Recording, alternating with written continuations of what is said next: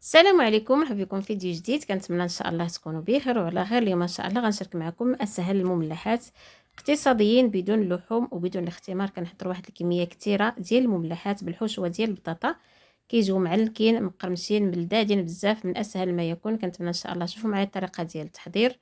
ودائما اخواتي، الا عجبتكم الوصفه ما تنساونيش باللايكات والاشتراك في القناه، وشكرا بزاف على الدعم ديالكم والتعليق اللي كتخليوه ليا. وهنا غادي نبداو ان شاء الله بالطريقه والمقادير. وهنايا كنحتاج حبه ديال البيض، كندير ليها الملحه، كندير تقريبا واحد المعلقه صغيره ديال الملحه.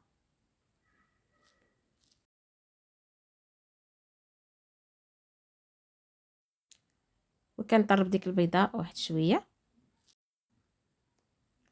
وهنايا غادي نضيفو الكاس ديال الماء. دائما كنضيف الماء يكون دافي واحد شويه باش كتسهل عليا العجينه. هنايا ضفت كاس ديال الحليب، كنخلط كلشي مزيان.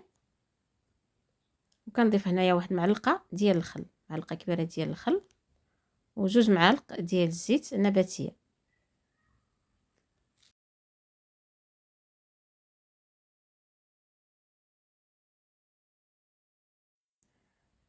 وهنايا كنضيفو الدقيق الابيض، كنبقاو هكا نضيفوه حتى كتجمع ليا العجينه. هنايا درت 3 ديال الكيسان ديال الدقيق بنفس الكاس اللي عبرت به الماء والحليب. درت خماره ديال الحلويات صغير باش كتجي ديك العجينه هشيشه. كنخلطو هاد المرحله، كنخلط مزيان حتى كنحصلوا على واحد الخليط اللي كيكون رطب. وكنجمعوا العجينه ديالنا بالدقيق اللي بقى ليا. فبالنسبه لهاد الطريقه هذه راه كتسهل عليا العجينه بزاف، يعني ما كنحتاج انا ندلكها، وكتجي بحال الا مدلوكه مزيان.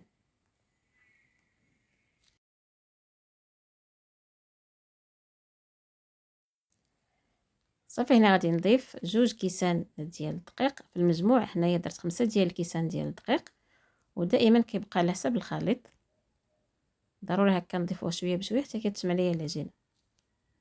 العجينه ما خصهاش تكون قاصحه بزاف وما خصهاش تكون رطبه اكثر من القياس.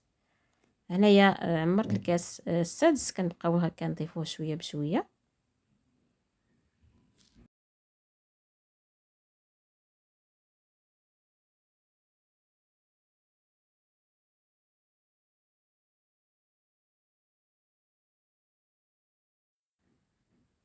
صافي، هنايا بعد ما كنجمع العجينه ديالي واحد شويه، كنحطها هكا في سطح العمل ولا شي قصريه، كنديها ونجيبها غير باش ندخل فيها داك الدقيق مزيان.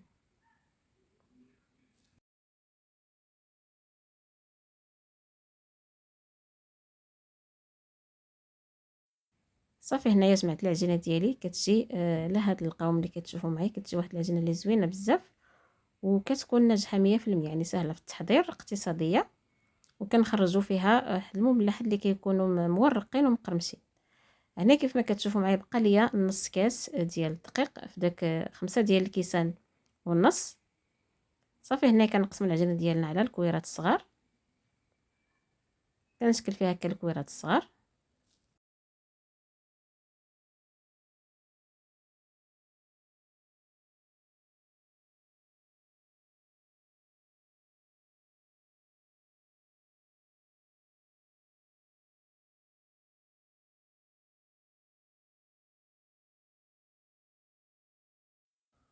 وبعد ما كنشكلهم بهذه الطريقه هذه، كناخذوا النشا. عندي هنايا شويه ديال النشا، هو باش غادي نورق هاد العجينه هذه.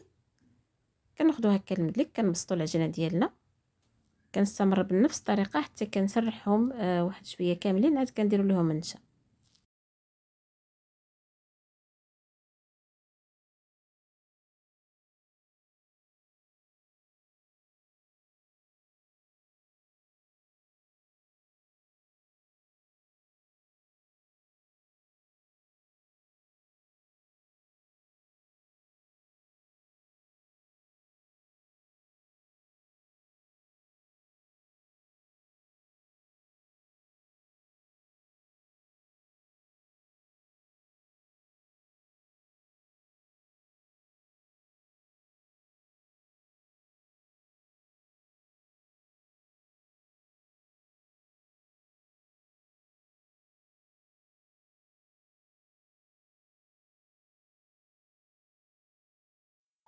وهنا بعد ما سرحتهم كاملين، كناخذ واحد الكميه ديال النشا. ضروري هكا نكثروه، ضروري تكثروا هكا الكميه ديال النشا باش ما يتلصقوش مع بعضياتهم. وهاد النشا راه كتعاونهم بزاف في التوريق. هنا كنقسم العجينه ديالي على جوج، كل 4 ديال الكريسات كنعزلوهم بوحدهم. ودائما كيف ما قلت لكم خاصكم ديروا واحد الكميه كثيره ديال النشا.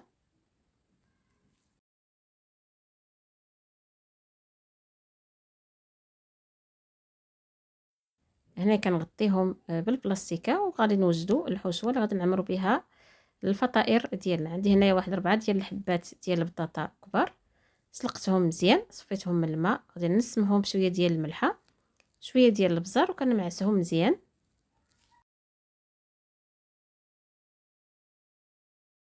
فهاد الحشوه راه كتجي سهله اقتصاديه، ولكن راه كتجي من ألذ ما يكون، كتجي بنينه بزاف ومعلكه.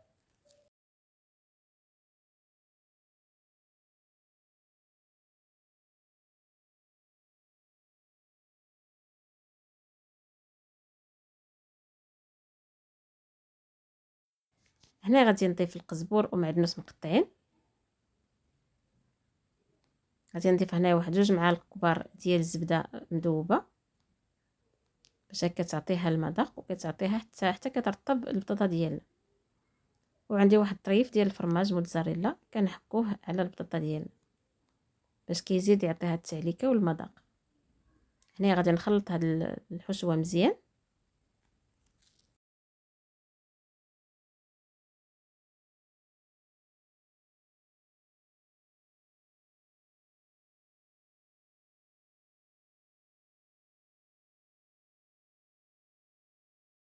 وهنا كيف ما كتشوفوا كنحصلوا على واحد العقده زوينه ديال البطاطا.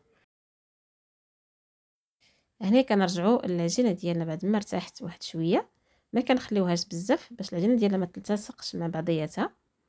خديت الاولى غطيتها بالبلاستيكه، والثانيه كنعاود نزيد ليها النشا، لان هاد نورقهم بدفعه واحده، يعني ضروري هكا نكثروا ليهم النشا باش هكا ما يلتصقوش فاش كنورقوهم كاملين.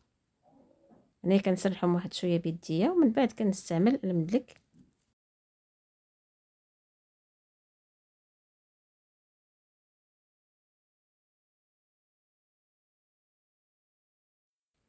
وكنسرحهم بهذه الطريقه هذه. يعني راه الطريقه سهله ودغيا كيتورقوا، غير كندفعهم واحد شويه بالمدلك صافي كيتسرحوا غير بوحدهم.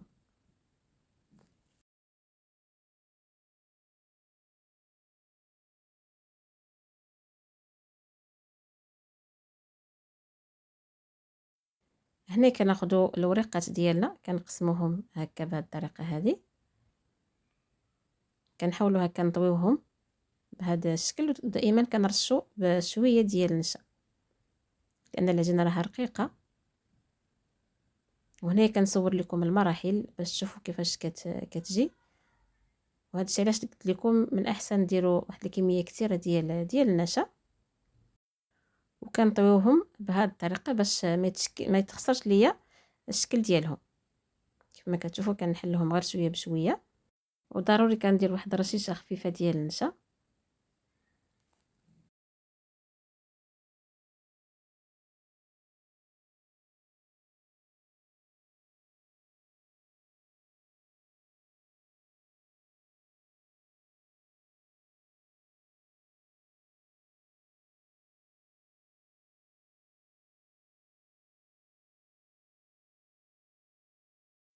هنايا حليتهم كاملين، كندير ورقه الاولى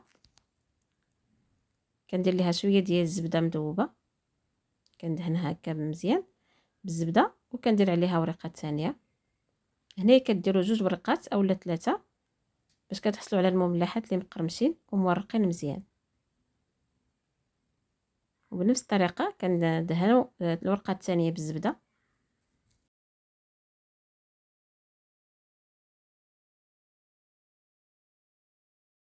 هنايا درت 3 ديال الورقات.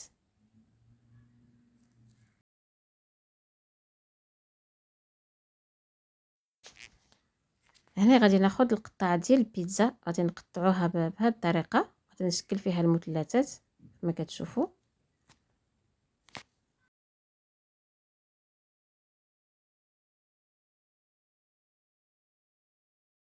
وهنا غادي نبداو نعمروا في المملحات ديالنا. غادي ناخذ ديك الخلطه اللي صوبت معكم ديال البطاطا، ديك الحشوه ديال البطاطا. كندير كل مملحه كندير فيها معلقه كبيره ديال العقده ديال البطاطا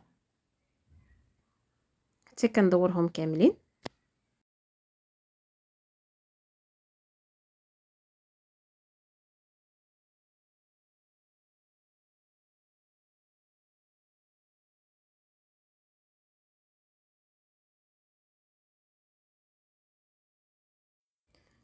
انا بعد ما كنقادهم مزيان كنطويوهم بهذه الطريقه هذه. كنجمعوا دوك الطريفات هذوك الجوانب بجوج، كنسدوا على العقده مزيان على الحشوه باش ما تخرجش ليا في الطياب، وكنروليوها بهذه الطريقه. كنجبدوا مزيان ديك العجينه باش كنحصلوا على واحد الطريقه زوينه.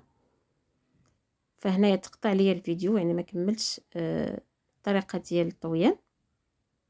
هنايا العجينه الثانيه حتى هي شكلتها بنفس الطريقه، وقسمت الوريقات كاملين، وبنفس الطريقه كندهنوا بيناتهم شويه ديال الزبده.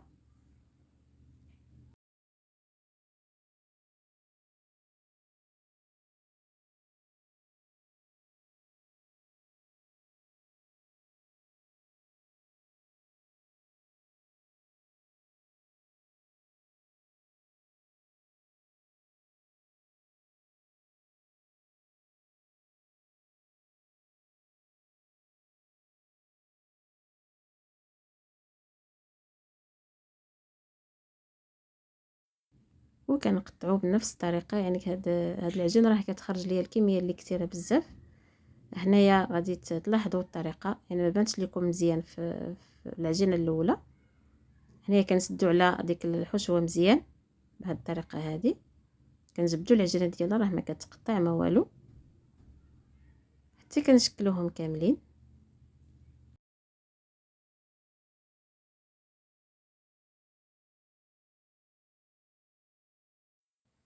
هنايا كنجيب طاوه ديال الفران، درت فيها الورق ديال الطبخ وكنست فيها الفطائر ديالي.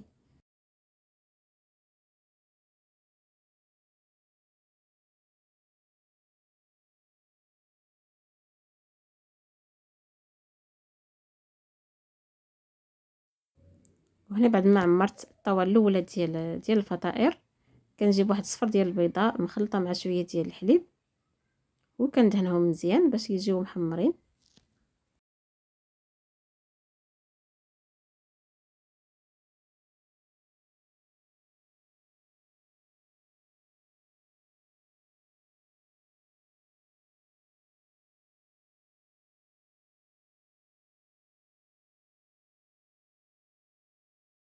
وهنا عندي شويه ديال الزنجلان الكحل مخلط مع الزنجلان العادي، كنزينهم هكا من الفوق، وكيبقى دائما تزيين كتبقى اختياريه.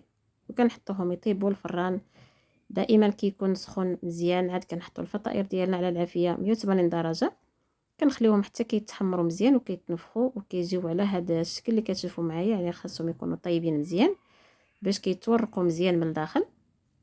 وكنخرجوهم وكيجيو على هذا الشكل اللي كتشوفوا معايا، كيجيو محمرين وزوينين بزاف، كيجيو مقرمشين من برا ومعلكين من الداخل.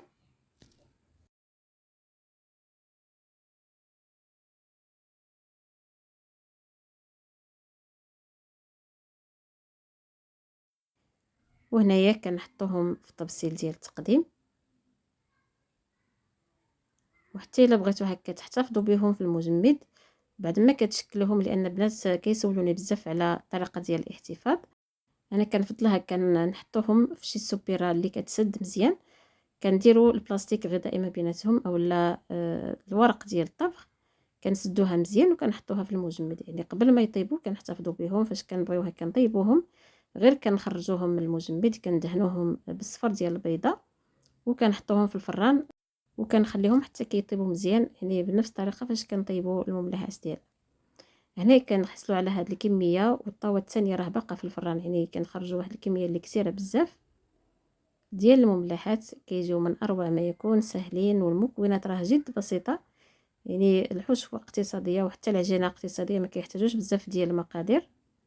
وكيجيو هكا معلكين من الداخل كما كتشوفوا، كيجيو مرقين ومهويين وخاويين من الداخل كما كتشوفوا، وكيجيو بنانين بزاف. كنتمنى ان شاء الله تجربوا الوصفه ودائما ما تنساونيش بالدعم ديالكم والتعليق ديالكم، وكثروا لي اللايكات للفيديو. هنا غادي نقول لكم نتلاقاو ان شاء الله في فيديو جديد، والسلام عليكم ورحمه الله تعالى وبركاته.